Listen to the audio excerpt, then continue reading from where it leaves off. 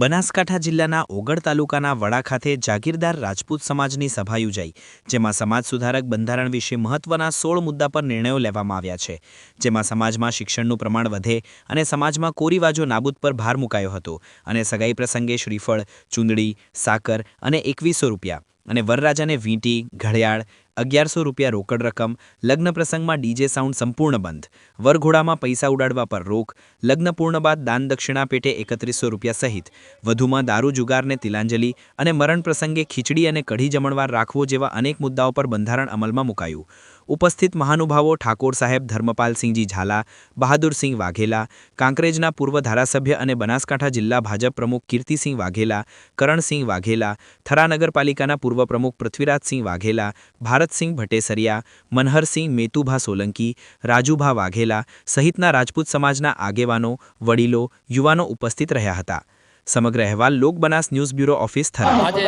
વડા મહાસંમેલન યોજાઈ રહ્યું છે રાજપૂત સમાજનું અને વડાની પાવન ધન્ય ધરા ઉપર આજે જે સમાજની અંદર કુરિવાજો અને શિક્ષણ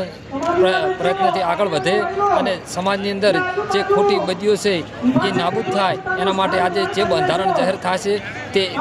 સૌને પાળશે અને સૌને જમા